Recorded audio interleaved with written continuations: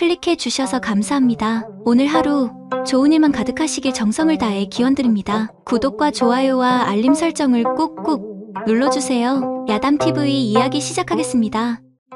아이고 매, 저것이 사람의 것이 맞단 말이요? 한양 뒷골목 청루에서 기생초선이가 혼절해버렸다지요. 방금 목욕을 마치고 나온 젊은 의원의 그것이 마치 절구때만 했다는 것이었습니다. 언니, 정신 차려요.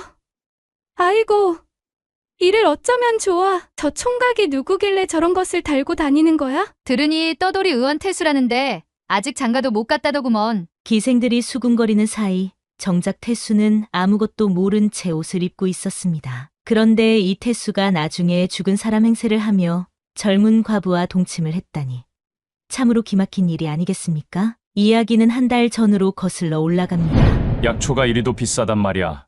이거 원 도적놈들보다 더하구먼. 태수는 약재상에서 혀를 끌끌 차며 나왔습니다. 25 나이에 뛰어난 의술을 지녔지만 가난한 백성들을 무료로 치료하다 보니 늘 주머니가 텅 비어 있었지요. 그래도 할머니 병을 고치려면 저 인삼은 꼭 필요한데. 태수가 고민하며 걷다가 갑자기 뒤에서 거친 목소리가 들렸습니다. 야! 거기 서라! 엥, 나를 부르는 건가? 돌아보니 험상궂은 사내다섯이 칼을 들고 서 있었습니다. 내가 김 부자 집 며느리 병을 고쳤다며? 그래서? 우리 두목님이 그 여자를 점 찍어뒀는데 내 놈이 살려놔서 일이 틀어졌다! 태수는 황당한 이유에 어이가 없었지만 일단 도망치기로 했습니다. 아니, 병 고친 게 죄야? 이런 정신 나간 놈들. 서라! 서란 말이야! 태수는 있는 힘껏 달렸습니다. 다행히 어려서부터 산을 타고 다니며 약초를 캐던 터라 발이 빨랐지요. 하지만 낯선 한양 골목은 미로 같았습니다. 젠장, 막다른 길이네. 앞은 높은 담장, 뒤는 도적들. 태수는 별 수 없이 담장을 넘기로 했습니다. 에라, 모르겠다. 훌쩍 담장을 뛰어넘은 태수. 그런데 하필이면 발을 디딘 곳이 깍! 도둑이야. 여기 도둑이 들었어요. 여인의 날카로운 비명 소리가 정원에 울려 퍼졌습니다. 태수는 당황해서 손사래를 쳤지요.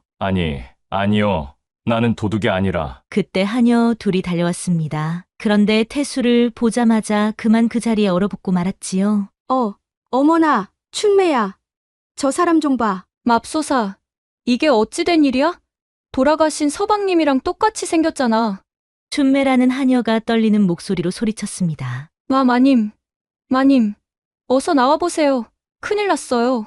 잠시 후 검은 상복을 입은 젊은 여인이 안채에서 나왔습니다. 창백한 얼굴에 그늘이 짙게 드리워진 모습이 애처로웠지요. 무슨 일이기에 이렇게 소란을 피우느냐. 어머, 여인은 태수를 보자마자 그 자리에서 기절해버렸습니다. 마치 혼이 빠져나간 듯 픽 쓰러졌지요. 마님, 서연마님. 하녀들이 황급히 여인을 부축하려 하자 태수의 의원의 본능이 발동했습니다. 비켜보시오. 내가 의원이니 살펴보겠소. 당신이 무슨 의원이라고. 아이고, 그런데 정말 돌아가신 서방님이랑 판박이네. 태수는 서연의 맥을 짚어보았습니다. 그런데 맥상이 심상치 않았지요. 이건 단순한 기절이 아니군. 깊은 화병의 상사병까지. 당장 침을 놓아야겠소. 뭐라고요? 상사병이라니.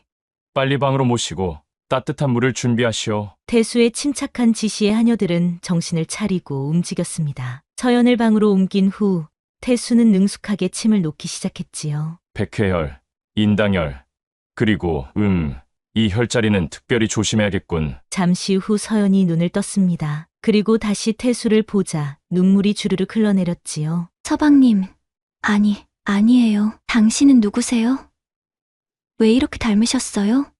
태수는 조심스럽게 대답했습니다. 저는 떠돌이 의원 태수라고 합니다. 도적들에게 쫓기다가 실례를 범했습니다. 태수, 하지만 어떻게 이렇게 목소리까지 똑같아요? 서연은 떨리는 손을 뻗어 태수의 얼굴을 만지려다가 황급히 거두었습니다. 죄송해요. 제가 정신이 없어서.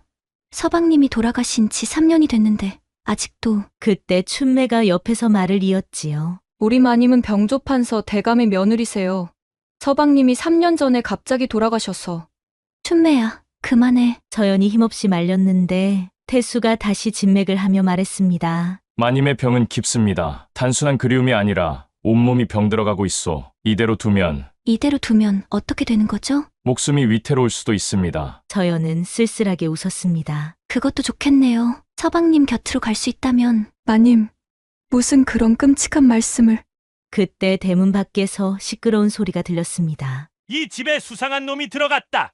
문 열어라. 도적들이 따라온 것이었습니다. 태수가 당황하자 서연이 갑자기 정신을 차리고 말했습니다. 춘매야, 어서 저분께 서방님 옷을 가져다 드려라. 네? 마님, 그건. 어서 저들이 들어오기 전에. 춘매가 급히 남자 옷을 가져오자 태수는 영문도 모른 채 옷을 갈아입었는데 신기하게도 몸에 딱 맞았지요. 이제부터 당신은 제 서방님이에요. 3년 만에 돌아오신 거예요. 하지만 그런 거짓말이 통할까요? 다른 방법이 있어요? 여기는 병조판서 댁이에요. 당신도 무사하고 싶다면 저희 말대로 하세요. 곧 대문이 열리고 도적으로 위장한 건달들이 들어왔습니다. 수상한 자가 이리로 들어왔다는데 잠시 수색 좀 하겠다.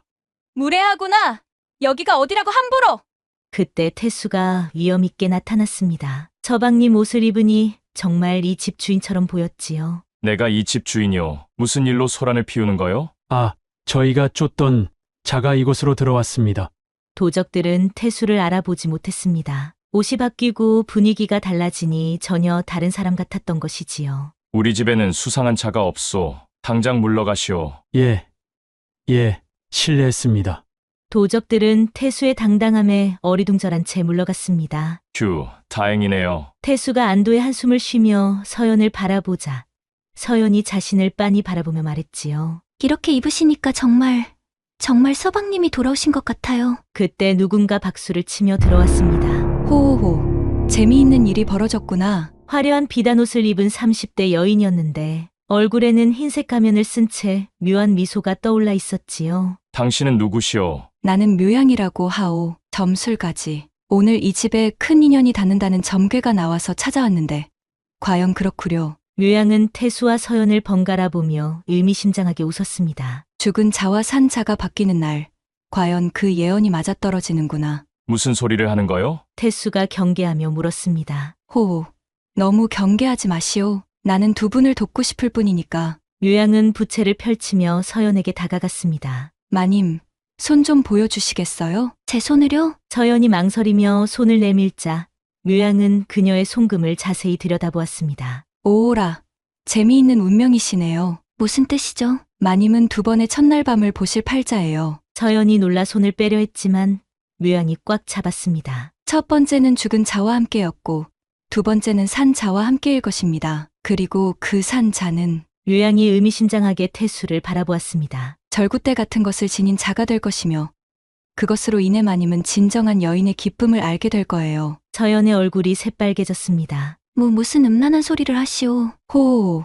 운명은 거스를 수 없는 법이죠. 마님, 이분이 진짜 서방님은 아니지만 어쩌면 하늘이 보내준 인연일지도 모르지요. 무슨 말씀을. 곧 알게 될 거예요. 그런데 조심하세요. 내일 최 진사가 찾아올 테니. 묘양은 부채를 펼치며 덧붙였습니다. 아, 그리고 조심하실 게 또 있답니다. 물가에서 몸을 씻을 때는 특히나 누군가가 지켜볼 수도 있으니까 조심하는 게 좋을 겁니다. 그 말에 서연은 더욱 당황했고 태수는 괜히 기침을 하며 눈치를 보고 있었는데 묘양은 그 말을 남기고 연기처럼 사라졌습니다. 태수와 서연은 불안한 눈빛으로 서로를 바라보았지요. 최진사라면 시아버님의 조카예요. 저를 계속 괴롭히는 사람이죠. 서연의 목소리에 두려움이 묻어났습니다. 어떻게 괴롭힌다는 말이오? 개가하라고 자기와 혼인하라고 계속 압박해요. 시아버님도 반대하시지만 워낙 집요해서. 태수는 서연의 처지가 딱했습니다. 그리고 무엇보다 그녀의 아름다움과 슬픔이 마음을 흔들었지요. 그럼 제가 며칠만 머물면서 남편분 역할을 하면서 도와드리면 어떨까요? 정말요? 하지만 그런 거짓말이 통하겠어요? 이미 시작한 일인데요. 그리고 마님의 병도 제가 고쳐드려야 하고. 서연은 망설이다가 고개를 끄덕였습니다. 그럼 부탁드려요. 대신 제가 꼭 보답할게요. 그날 밤 태수는 사랑채에 머물게 되었습니다. 하지만 잠이 오지 않았지요. 내가 지금 무슨 일에 휘말린 거지?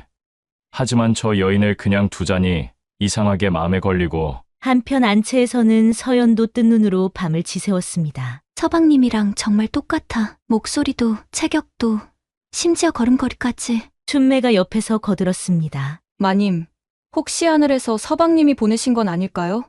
춘매야, 무슨 그런 말을. 아니에요. 정말 신기하잖아요. 게다가 의원이시래요. 마님 병도 고쳐주실 수 있을 거예요. 그날 밤 태수는 내일 쓸 약재를 정리하다가 갑자기 갈증을 느꼈습니다. 물이라도 한 잔 마셔야겠군. 태수는 부엌으로 가는데 어디선가 물소리가 들려왔지요.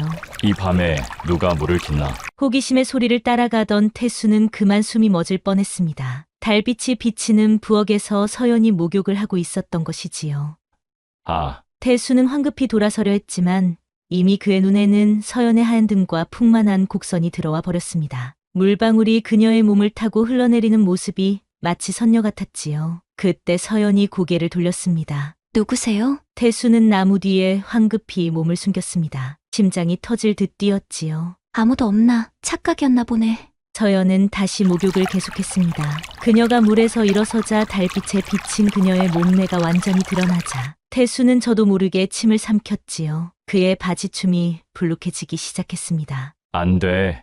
이러면 안 돼. 태수는 있는 힘을 다해 그 자리를 벗어났습니다. 하지만 그날 밤 그는 서연의 몸을 떠올리며 뜬 눈으로 밤을 지새워야 했지요. 아, 이놈이 너무 크니 이런 고통도 크구나. 태수는 이불 속에서 홀로 괴로워했습니다. 다음 날 아침상이 차려지고 태수는 서연과 마주 앉았습니다. 어색한 침묵이 흘렀지요. 의원님, 잘 주무셨어요? 네, 덕분에. 그때 급히 하인이 들어왔습니다. 마님, 큰일 났습니다. 대감마님께서 오신대요. 뭐라고? 시아버님이? 서연이 당황하자 태수도 긴장했습니다. 병조판서 대감이라면 거짓말이 통하지 않을 것 같았지요. 어떻게 하죠? 일단 만나 뵙죠. 이미 엎질러진 물이니. 잠시 후 위영 있는 노인이 들어왔습니다. 병조판서 정대감이었지요. 서연아, 듣자니 이상한 일이 있었다던데. 대감은 말을 멈추고 태수를 뚫어지게 바라보았습니다. 이게 어찌 된 일이냐? 죽은 내 아들이. 아니, 넌 누구냐? 태수는 무릎을 꿇고 정직하게 대답했습니다. 소인은 떠돌이 의원 태수라고 합니다. 어제 우연히. 태수가 사정을 설명하자 대감은 한참을 말없이 그를 바라보았습니다. 그러더니 놀라운 말을 했지요. 내 아버지의 이름이 혹시 태준이냐? 네, 어떻게 저희 아버지를. 대감의 눈에 복잡한 감정이 스쳤습니다. 역시 하늘이 너를 보냈구나. 20년 전 내 아버지가 나를 구해준 적이 있다. 정말이십니까? 대감은 과거를 회상하며 말했습니다. 내가 젊었을 때 역적으로 몰려 죽을 위기에 처했는데 내 아버지가 목숨을 걸고 나를 숨겨주었다. 그 은혜를 갚고 싶었는데 내 아버지는 일찍 세상을 떠나고. 서연도 놀라서 듣고 있었습니다. 태수는 아버지가 그런 일을 했다는 것을 처음 알았지요. 그래서 계속 너를 찾았는데 이렇게 만나게 되다니. 대감은 잠시 생각하더니 말했습니다. 일단 너는 여기 머물러라. 그리고 서연이를 부탁한다. 아버님? 최 진사 때문에 걱정이 많았는데 내가 있으면 안심이 되는구나. 대감이 돌아간 후 서연과 태수는 서로를 바라보았습니다. 정말 인연이 있었네요. 그러게 말이오. 이것도 운명일런지. 그때 밖에서 거만한 목소리가 들렸습니다. 마님, 최진사님께서 오셨습니다. 서연의 얼굴이 창백해졌습니다. 태수는 그녀의 손을 살짝 잡으며 말했지요. 괜찮을 거요. 걱정 마시오. 최 진사가 거들먹거리며 들어왔습니다. 기름진 얼굴에 탐욕스러운 눈빛이 번들거렸지요. 충무, 오늘은 확실한 답을 듣고 가야겠습니다. 3년이면 충분하지 않습니까? 진사님, 제가 몇 번이나 말씀드렸잖아요. 그때 태수가 당당하게 나타났습니다. 누가 내 아내를 함부로 부르는가? 최 진사는 화들짝 놀라 뒤로 물러섰습니다. 당신은 누구? 아니, 이게 어찌된 영문이지? 분명 형님은 죽었는데. 죽긴 누가 죽었단 말이냐. 나는 병조판서 댁의 주인이오. 당신이 내 아내를 괴롭힌다는 소리를 들었는데 사실이오? 태수의 위험 있는 모습에 최 진사는 당황했지만 곧 의심의 눈초리를 보냈습니다. 이상하군. 분명 뭔가 수상해. 형님이 살아있을 리 없는데. 뭐가 수상하다는 거요? 내가 밝혀내고 말겠어. 분명 사기꾼일 거야. 최 진사는 분을 사기며 돌아갔습니다. 하지만 그의 눈빛은 집요함으로 가득했지요. 큰일 났어요. 저 사람은 포기를 모르는 사람이에요. 제가 여기 있는 동안은 걱정하실 필요 없습니다. 그보다 마님의 병을 먼저 치료해야겠습니다. 제 병을요? 태수는 약상자를 가져오게 하고 진지하게 말했습니다. 마님의 화병과 상사병은 깊습니다. 단순히 약만으로는 낫지 않지요. 마음의 병은 마음으로 치유해야 합니다. 어떻게요? 일단 제가 매일 침을 놓고 약을 다려드리겠습니다. 그리고 마님도 조금씩 마음을 여셔야 해요. 그날부터 태수는 매일 서연을 치료했습니다. 아침마다 침을 놓고 직접 약을 다려 먹였지요. 오늘은 기분이 어떠시오? 조금 나아진 것 같아요. 가슴이 덜 답답해요. 다행이요. 이 약은 울금과 향부자를 넣어 만든 거라서 마음을 편안하게 해줍니다. 서연은 태수가 정성스럽게 약을 다리는 모습을 보며 마음이 흔들렸습니다. 서방님도 이렇게 다정했는데. 아니야. 이분은 다른 사람이야. 하지만 날이 갈수록 두 사람은 가까워졌습니다. 태수는 의술뿐만 아니라 따뜻한 마음으로 서연을 대했고 서연도 조금씩 마음을 열었지요. 어느 날 저녁 서연이 태수를 찾아왔습니다. 나으리, 오늘따라 잠이 안 와서 혹시 차라도 한잔 하실래요? 좋습니다. 저도 마침 잠이 안 왔습니다. 두 사람은 달빛 아래 정자에 앉아 차를 마셨습니다. 나으리는 왜 아직 장가를 안 가셨어요? 글쎄요. 가난한 의원에게 시집 오려는 여인이 없었지요. 서연이 살짝 웃었습니다. 거짓말, 나으리 같은 분이라면 여인들이 줄을 설 텐데. 마님이 너무 높이 사주시네요. 잠시 침묵이 흐른 후 서연이 조심스럽게 물었습니다. 나으리는 제가 부담스럽지 않으세요? 죽은 사람의 아내인데다. 전혀요. 오히려 제가 죄송하지요. 저희 생김새 때문에 마님의 상처를 건드리는 것 같아서. 서연은 태수의 진심 어린 눈빛을 보며 가슴이 뛰었습니다. 이상해요. 처음 만났는데 왜 이렇게 편안할까요? 저도 그렇습니다. 마치 오래전부터 알던 사람 같은 느낌이랄까. 그때 서연이 용기를 내어 태수의 손을 잡았습니다. 사실 나으리를 보면 죽은 서방님이 아니라 새로운 사랑이 시작되는 것 같아요. 서연의 고백에 태수도 서연의 손을 꼭 잡았는데 두 사람의 마음이 하나로 통하는 순간이었지요. 그런데 다음 날 묘양이 다시 찾아왔습니다. 호, 두 분이 많이 가까워지셨네요. 또 오셨군요. 도대체 정체가 뭐요? 태수가 경계하며 물었습니다. 제 정체는 나중에 알게 될 거예요. 오늘은 경고하러 왔어요. 경고요? 최 진사가 당신의 정체를 캐고 있답니다. 조심하지 않으면. 류양은 부채로 얼굴을 가리며 말했습니다. 하지만 걱정 마세요. 진실한 사랑은 모든 것을 이긴답니다. 그녀가 떠난 후 태수는 불안해졌습니다. 하지만 이미 서연에 대한 마음을 멈출 수 없었지요. 며칠 후 태수가 한양시장에서 환자를 보고 있을 때였습니다. 의원님, 우리 할머니 좀 살려주시오. 걱정 마시오. 내가 꼭 고쳐드리겠소. 태수가 능숙하게 할머니를 치료하자 사람들이 감탄하며 구경했지요. 정말 신기하네. 젊은 나이에 저런 의술이라니. 들으니 병조판서댁의 사위로 들어갔다던데? 그때 수상한 사내가 군중 속에서 태수를 지켜보고 있었습니다. 최 진사가 보낸 정탐꾼이었지요. 분명 일반 의원은 아닌 것 같은데 더 조사해봐야겠군. 한편 서연은 안채에서 태수가 오기를 기다리고 있었습니다. 마님, 오늘따라 유난히 예쁘게 단장하셨네요. 무슨 소리야. 그냥 오늘 날씨가 좋아서. 태수 나으리 오시는 날만 그러시네요. 그리고 오늘은 특히나 가슴골이 보이는 저고리를 입으셨잖아요?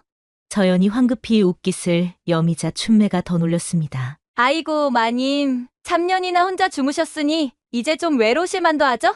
제가 어제 밤에 봤는데 마님이 자다가 아잉 하고 신음하시더라고요.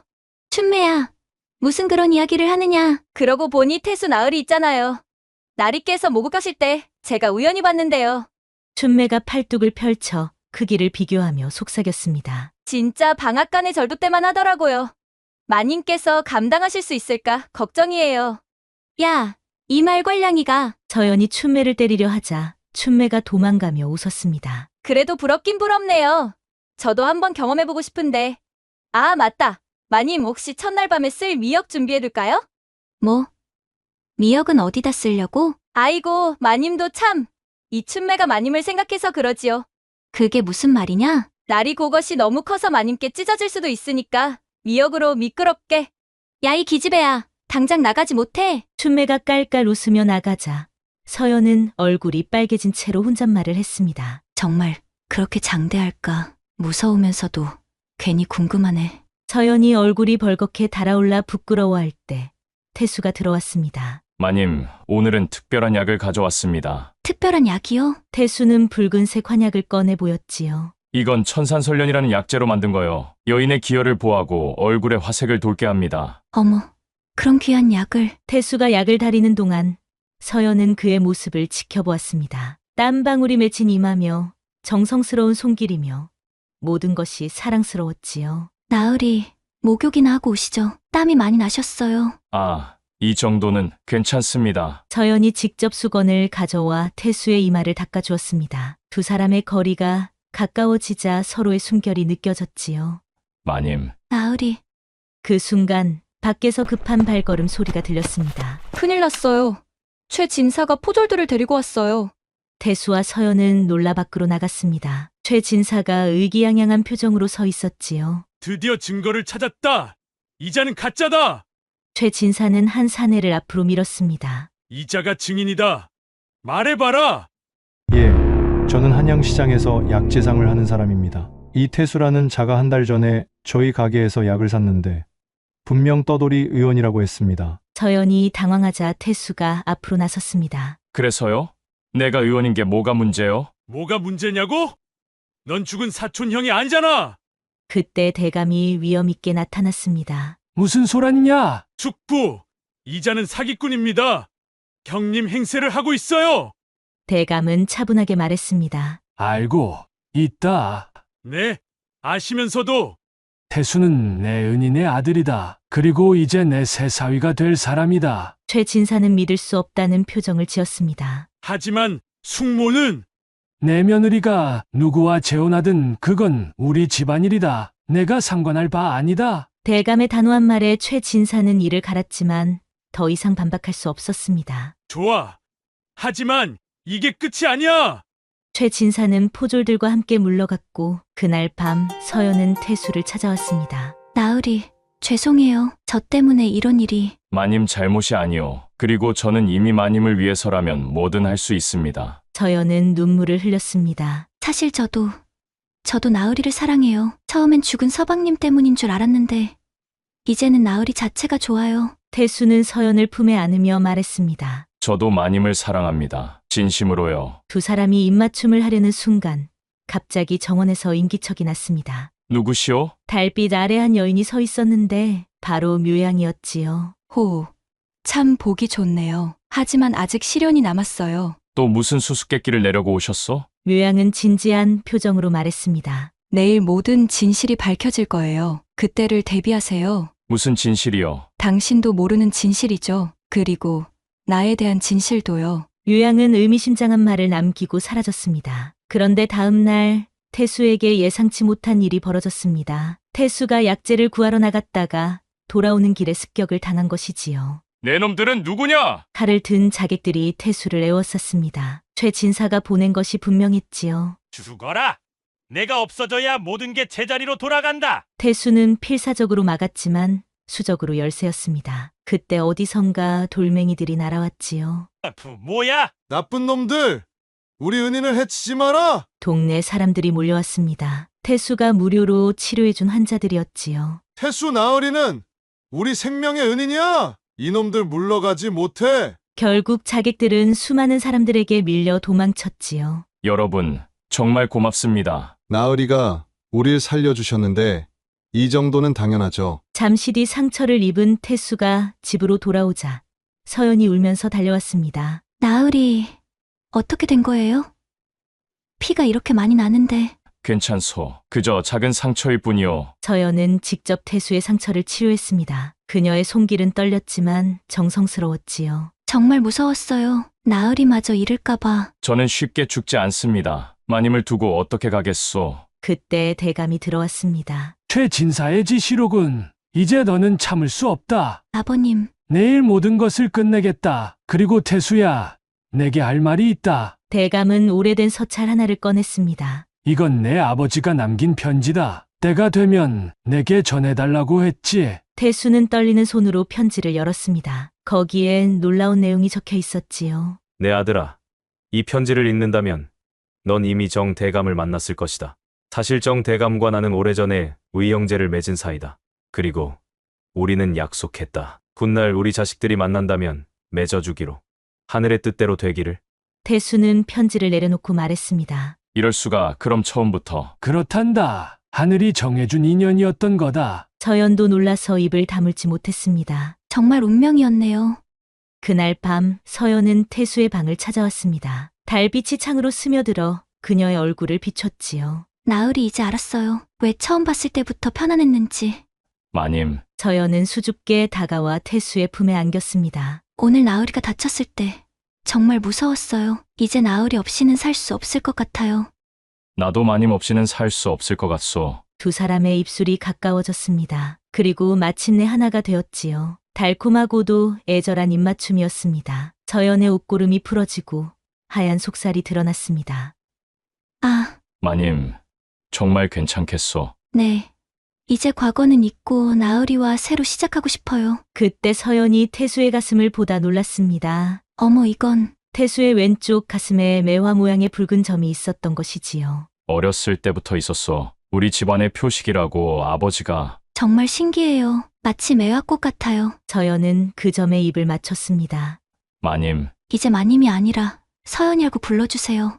서연. 두 사람은 뜨거운 밤을 보냈습니다. 하지만 아직 마지막 선은 넘지 않았지요. 정식으로 혼례를 올리기 전까지는. 그런데 다음 날 아침 온 집안이 발칵 뒤집혔습니다. 묘양이라는 여인이 찾아왔습니다. 그런데 묘양이 옆에는 뜻밖의 인물이 있었지요. 바로 최진사였습니다. 이게 무슨... 모두가 당황하는 가운데 묘양이 입을 열었습니다. 이제 모든 진실을 밝힐 때가 왔네요. 묘양은 천천히 가면을 벗었습니다. 그러자 모두가 깜짝 놀랐지요. 그녀의 얼굴이 대감과 너무 닮아 있었기 때문이지요. 저는 사실 병조판서 정대감의 딸입니다. 뭐라고? 대감도 놀라서 묘양을 바라보았습니다. 30년 전 아버지는 젊은 시절 기생이었던 제 어머니와 사랑에 빠지셨죠. 하지만 신분 차이 때문에 함께할 수 없었고 어머니는 저를 낳고 떠나셨어요. 묘양은 품에서 오래된 비녀를 꺼냈습니다. 이것은 아버지가 어머니께 준 증표예요. 어머니는 돌아가시면서 제게 주셨죠. 대감은 비녀를 보고 눈물을 흘렸습니다. 묘화. 내 어머니 이름이 묘화였구나. 정말 내가 그 아이란 말이냐? 네, 아버지. 부녀의 감동적인 재회가 이어지는 동안 최진사는 고개를 숙인 채 벌벌 떨고 있었습니다. 묘양이 차가운 목소리로 말했습니다. 그리고 최진사, 이제 당신의 진실도 밝혀야겠군요. 묘양은 한 뭉치의 서류를 꺼냈습니다. 당신이 지난 3년간 병조의 군수물자를 빼돌려 팔아먹은 증거들이에요. 장부도 있고 거래한 상인들의 증언도 있죠. 뭐라고? 내가 감히 나라의 물자를... 최진사가 무릎을 꿇고 울며 빌었습니다. 죄송합니다. 목숨만은 살려주십시오. 그때 묘양이 말을 이었습니다. 제가 점술가로 활동하면서 여러 정보를 모았어요. 최진사는 횡령한 돈으로 형수님도 얻으려 했던 거죠. 그 돈으로 청혼 선물을 준비하고 자객들도 고용했고요. 이런 파렴치한 놈! 아버지, 하지만 최진사가 그동안의 죄를 뉘우치고 있어요. 제가 제안을 했죠. 조용히 물러나고 횡령한 재산을 모두 반환하면 이 일을 덮어주겠다고. 최진사가 울먹이며 말했습니다. 정말 죄송합니다. 형수님을 탐낸 것도 태수 형님을 해치려 한 것도 다 제 욕심 때문이었습니다. 이제 모든 재산을 반납하고 시골로 내려가 참회하며 살겠습니다. 그동안 많이 괴로웠지만 진심으로 뉘우친다면 용서하겠어요. 저도 용서하겠습니다. 하지만 다시는 이런 일이 없어야 할 것이오. 대감은 한숨을 쉬며 말했습니다. 묘양이 아니었다면 근화를 입을 뻔했구나. 최진사, 내가 내 조카라서 목숨은 살려주겠다. 하지만 당장 한양을 떠나고 평생 돌아오지 마라. 감사합니다. 정말 감사합니다. 최진사는 눈물을 흘리며 절을 하고 물러났습니다. 그리고 대감은 태수와 서연을 바라보며 미소 지었습니다. 이제 정식으로 혼례를 올려야겠구나. 아버님. 태수는 내 은인의 아들이자 이제 진정한 내 아들이 될 사람이다. 서연아, 행복하게 살거라. 일주일 후 화려한 혼례식이 열렸습니다. 온 한양이 들썩일 정도로 성대했지요. 신랑 신부 입장! 붉은 혼례복을 입은 태수와 서연이 나란히 걸어왔습니다. 서연의 얼굴에는 진정한 행복이 가득했지요. 서연아 씨는 어쩜 저렇게 아름다우실까? 신랑도 참 늠름하시네. 하객들의 축하가 이어졌습니다. 신랑 신부 맞절! 두 사람은 서로를 향해 깊은 절을 올렸습니다. 그리고 손을 맞잡고 서로를 바라보았지요. 이제 정말 부부가 되었네요. 혼례식이 끝나고 첫날 밤, 신방에는 붉은 촛불이 타오르고 있었습니다. 서연, 이제 망설이지 마세요. 저는 온전히 당신의 사람이에요. 태수는 서연의 옷고름을 천천히 풀었습니다. 정말 아름답소. 나으리 부끄러워요. 그때 서연이 놀란 눈으로 태수를 바라보았지요. 어머, 정말 소문대로네요. 마치 절구대 같아요. 부인이 놀랄까봐 그동안 참 많이도 참았다오. 놀라긴요. 오히려 더 기대돼요. 두 사람은 뜨거운 입맞춤을 나누었습니다. 그리고 마침내 하나가 되었지요. 아, 아프오. 아니에요. 행복해요. 드디어 진짜 사랑을 찾은 것 같아요. 총각이셨다는 게 믿기지 않아요. 밤이 깊어갈수록 그들의 사랑은 더욱 깊어졌습니다. 창밖에서는 매화꽃이 만발했고 마치 그들의 사랑을 축복하는 듯했지요. 이튿날 아침 대감은 태수를 불러 말했습니다. 이제 넌 내 아들이다. 그리고 내 의술로 더 많은 사람을 구해주거라. 네, 아버님, 최선을 다하겠습니다. 유양도 이제 당당히 대감의 딸로서 살게 되었고 최진사는 개과천선하여 착한 일을 하며 살았고 그 후로 시간이 흘러 태수와 서연 사이에는 예쁜 아이들이 태어났습니다. 아버지, 왜 마을 사람들이 아버지를 절구대 서방님이라고 부르세요? 아이들의 순진한 질문에 태수와 서연은 얼굴을 붉히며 웃으며 대답했지요. 그건 새동이가 조금 더 크면 알게 될 거야. 태수는 후에 왕의 어이가 되어 백성들을 위해 헌신했고 서연은 현명한 아내로서 남편을 내조했습니다. 사람들은 그들의 이야기를 전하며 말했지요. 거짓으로 시작된 인연이 진실한 사랑으로 꽃피었다고. 때로는 운명이 우리를 이상한 길로 인도하지만 결국은 올바른 곳으로 데려다 준다고. 정말로 하늘은 오묘한 방법으로 인연을 맺어주나 봅니다. 죽은 남편 행세로 시작된 만남이 영원한 사랑으로 이어졌으니 말입니다. 그리고 전해지는 말로는 태수의 절구대 같은 그것 덕분에 서연이 평생 행복했다고 하니 그것도 하늘이 준 선물이었을지 모르겠습니다. 옛 어른들 말씀이 맞습니다. 하늘이 맺어준 인연은 아무도 끊을 수 없다 말이죠. 콩 심은 데 콩 나고 팥 심은 데 팥 난다고. 선한 마음과 진실한 사랑은 반드시 좋은 결과를 맺는 법이지요. 아이고, 오늘도 먹을 게 없구먼. 이러다 배가 고파 죽겠네. 옛날 한양 뒷골목 쓰레기가 널린 골목에는 덕팔이라는 바보 거지가 살고 있었습니다. 사람들은 모두 그를 우습게 여겼지만 이상하게도 덕팔이에게는 신기한 일들이 종종 일어났지요. 덕팔이, 오늘 비 온다더라. 빨래 걷어야겠다. 아니구먼. 김서방, 오늘은 비 안 온다니께. 이 바보야. 하늘이 저리 흐린데 비가 안 온다고? 하지만 정말 그날은 비가 오지 않았습니다. 이런 일이 한두 번이 아니어서 사람들은 덕팔이를 신기하게 여겼지요. 저 바보가 날씨는 어찌 그리 잘 맞히는지 정말 신기하단 말이야. 머리는 바보 같아도 아마 동물 같은 감각이 있나 보다. 덕팔이는 날씨뿐만 아니라 사람들의 기륭화복도 종종 맞췄습니다. 하지만 본인은 왜 그런지 전혀 몰랐지요. 덕팔이 또 물 먹구나? 여기 찬밥이다. 어서 먹어라. 고맙구먼. 김서방. 그런데 김서방, 내일 장에 가실 때 조심하셔야 해요. 왜 그러냐? 그냥 뭔가 위험한 느낌이 들어요. 김서방은 우습게 여겼지만 다음날 정말 장에서 도둑을 만날 뻔했습니다. 그래서 동네 사람들은 덕팔이를 무시하면서도 그의 말에 귀를 기울였지요. 그날 저녁 덕팔이가 중얼거리며 골목을 걷고 있을 때였습니다. 갑자기 기생집에서 여인의 비명소리가 들려왔지요. 아니야. 싫다고 했잖아. 제발 그만해 주세요. 이거 싸! 감히 손님을 거역하느냐? 오늘 밤은 내가 내 상대를 해야 한다. 제발 그러지 마세요. 저는 그런 일 못해요. 그럴 바에야 차라리 죽는 게 나아요. 죽는다고? 하하하. 그럼 죽기 전에 실컷 즐기거라. 덕팔이가 소리 나는 쪽으로 가보니 아름다운 기생 한 명이 취한 양반에게 붙잡혀 있었습니다. 그 양반은 이미 옷고름을 풀고 있었지요. 야, 저기 양반, 여자가 싫다는데 왜 그리 억지를 부리노? 뭐야, 이 더러운 거지 놈이? 어서 꺼져버려. 나는 정산품 관리다. 벼슬이 뭐 그리 대단한가? 나쁜 짓 하는 놈은 벌을 받아야지. 감히 이 생기다만 바보 거지가 내가 누군 줄 알고. 양반이 덕팔이를 밀치려 했지만 덕팔이는 의외로 힘이 셌습니다. 마치 무술을 배운 사람처럼 한 번에 양반을 넘어뜨려 버렸지요. 아이고, 이 미친 거지 놈이. 감히 양반을 때리느냐? 이놈이 뒷감당을 어떻게 하려고 그러느냐? 양반이 뭐 그리 대단한가? 하늘이 낸 사람은 모두 같은 것 아니겠소? 양반이 황급히 도망가며 소리쳤습니다. 두고 보자. 내가 가만두지 않겠다. 기생이 덕파리에게 깊숙이 절했습니다. 은희님, 정말 고마워요. 저는 월화라고 해요. 은희네 성함이 뭐예요? 저는 덕팔이라고 하구먼. 별거 아니니 고마워할 필요 없소. 월화는 덕파리를 자세히 보았습니다. 바로 소문에 듣던 점을 치는 거지였지요. 그런데 비록 거지 차림이었지만 양반을 제압하는 솜씨가 보통이 아니었습니다. 은희님, 죄송하지만 잠시만 뒤돌아서 계셔 주시겠습니까? 소녀 옷이 너무 야한 차림이라 환복을 해야 될 것 같습니다.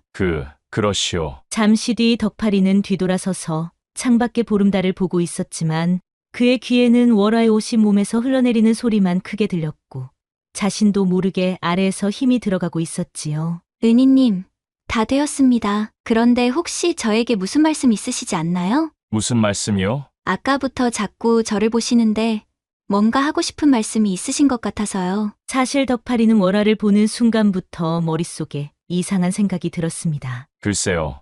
뭔가 아씨가 이런 곳에 계실 분이 아닌 것 같은 느낌이 들어서요. 아씨는 분명 높으신 분에. 어머, 어떻게 아셨어요? 월화가 깜짝 놀랐습니다. 평소에 점술가들이 자주 드나드는 기생집에서 살다 보니 이런 신기한 능력에 관심이 많았던 것이지요. 정말 신기해요.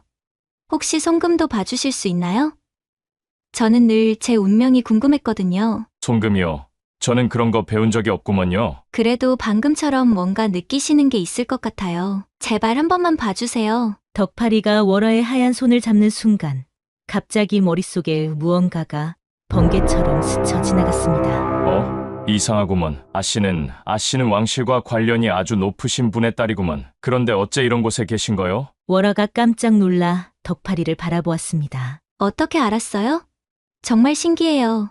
아무에게도 말하지 않은 일인데. 저도 모르겠구먼. 그냥 아씨 손을 잡으니까 그런 생각이 들었소. 그때 뒤에서 나이 든 여인의 목소리가 들렸습니다. 역시 내 생각이 맞았구나. 돌아보니 점술가 할머니 청아가 지팡이를 짚고 서 있었습니다. 청아 할머니, 여긴 웬일이시오? 덕팔이 내가 여기 올 줄 알고 따라왔지. 그런데 오늘 20년을 기다린 그 순간이 드디어 왔구나. 20년이요? 그때 청아가 덕파리에게 비단으로 곱게 싼 조그만 주머니를 건네주었습니다. 이것을 받아라. 내가 누군지 알게 해줄 증표란다. 이게 뭐시오? 지금은 때가 아니니 조심히 간직하거라. 그리고 청아가 월화를 바라보며 말했습니다. 이 아가씨도 범상치 않은 운명을 가지고 있구나. 너희 둘은 운명으로 이어져 있느니라. 바로 그때 기품 있는 여인이 하인들을 거느리고 나타났습니다. 저 사람이 덕팔이라는 분인가요?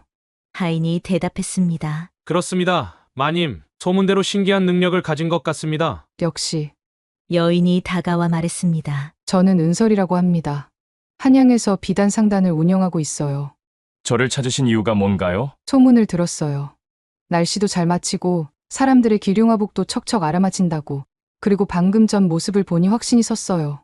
무엇을 확신하셨다는 거요? 당신이 바로 제가 찾던 분이라는 것을요.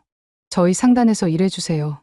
덕파리가 어리둥절해하자 은설이 더 간절히 말했습니다. 사실 저희 상단에는 복잡한 장부와 거래처들이 많아서 특별한 능력을 가진 분이 필요했어요. 당신 같은 분을 1년 넘게 찾고 있었거든요. 월화가 끼어들었습니다. 덕파리님, 좋은 기회인 것 같아요. 저도 함께 갈 수 있을까요? 월아 씨도 함께 가시면야 더 좋지요. 물론이에요. 월화 아가씨 같은 분이라면 저희 상단 접대를 맡아주시면 좋겠어요. 청아가 의미심장하게 말했습니다. 이 모든 만남이 우연이 아니란다. 내 진짜 운명이 시작되는 것이니라. 며칠 후 덕파리는 은설의 상단에서 일하게 되었습니다. 월화도 상단의 접대를 맡아 함께 지내게 되었지요. 이상하구먼. 이 숫자들이 왜 이리 쉽게 보이는 걸까? 덕파리가 복잡한 장부를 정리하며 중얼거렸습니다. 수백 개의 거래 내역이 한눈에 들어왔지요. 여기서 10냥이 맞지 않고 저기서는 5냥이 빠졌네요. 그리고 이 상인은 다음 달에 파산할 것 같구먼. 파산이요? 어떻게 아세요? 거래 상례를 보니 그런 느낌이 들어서요. 과연 한 달 후 그 상인은 정말 파산했습니다. 은설이 감탄하며 말했습니다. 정말 대단해요. 우리 상단 최고 장부꾼도 못하는 일을 척척 해내시다니. 그런가요? 저는 그냥... 아니에요. 당신은 분명 특별한 분이에요. 당신을 보면 뭔가 그리운 느낌이 들어요. 그때 월화가 따뜻한 차를 가져오며 말했습니다. 덕파리님, 요즘 부쩍 달라 보여요. 더 똑똑해지신 것 같아요. 그런가요? 네. 처음 만났을 때보다 훨씬 더 멋있어 보여요. 덕파리의 얼굴이 붉어졌습니다. 그때 은설이 눈치를 채고 말했습니다. 아, 저는 청아 할머니와 상단 일 정리하러 가볼게요. 덕팔 씨는 오라 낭자와 천천히 이야기 나누세요. 청아도 고개를 끄덕였습니다. 그러거라. 우리는 밖에서 기다리고 있겠다. 월하. 두 사람이 서로를 바라보는데 묘한 감정이 흘렀습니다. 덕파리님, 이상해요. 전에 덕팔씨가 손을 잡을 때처럼 지금도 뭔가 따뜻한 기운이 느껴져요. 저도 그런데요. 월화를 보고 있으면 가슴이 이상하게 두근거리구먼. 마치 잃어버린 무언가를 찾은 것 같기도 하고. 이상해. 암튼 이상하구먼요. 혹시 우리가 전생에 만난 적이 있는 건 아닐까요? 그럴지도 모르겠네요. 아니면 월화 씨가 저희 운명인지도. 월화가 덕파리에게 다가왔습니다. 정말요? 저 같은 기생이. 기생이 뭐 어때요? 마음이 아름다운 게 더 중요하지. 덕파리가 월화의 손을 잡았습니다. 월화의 마음이 두근거렸지요. 덕파리님, 손이 참 따뜻하시네요. 월화 손은 부드럽구먼. 마치 비단 같아요. 월화가 장난스럽게 웃으며 말했습니다. 그럼 덕파리님은 손끝만 보시는 건가요? 다른 건 안 보시고? 월화 씨의 다른 것도 보고 싶지만 그러면 안 되는 거 아닙니까? 호, 그런 밝음은 어떠세요? 발을 보면 더 많은 걸 알 수 있다던데. 월화가 살짝 치마를 들어 하얀 발목을 보여주었는데 덕파리가 얼굴이 빨개져서 황급히 고개를 돌렸지요. 아니 왜 갑자기 치마를. 어머, 덕파리님이 부끄러워하시네? 그럼 나중에 천천히 덕팔씨가 보고 싶어 하시는 걸 보여드릴게요. 아니 월화 씨, 제 말은 그게 아니라. 그럼 손금은 아니고 보고 싶은 다른 건 뭐예요? 설마 저희 알몸이라도 보고 싶으시다는 거예요? 그날 덕파리는 낮 동안 월화의 농담에 식은땀을 흘렸는답니다. 그러던 어느 날 고요한 아침의 정막을 깨고 상단 문이 덜컥 열리며 급한 발소리가 들렸습니다. 큰일입니다. 황부사가 이 상단을 조사하겠다고 합니다. 하인이 헐떡이며 말했습니다. 황부사라고? 은설의 얼굴이 갑자기 굳어졌습니다. 그 악질이 드디어 움직이기 시작했군요. 악질이요? 은설이 떨리는 목소리로 더 자세히 설명했습니다. 황부사가 얼마나 악한 놈인지 아세요? 작년에 흉년이 들었을 때 백성들이 굶어 죽어가는데도 세금을 2배로 걷었어요. 월화가 분노하며 말했습니다. 그뿐이 아니에요. 세금을 못 내는 농민들의 딸을 억지로 기생으로 팔아버렸어요.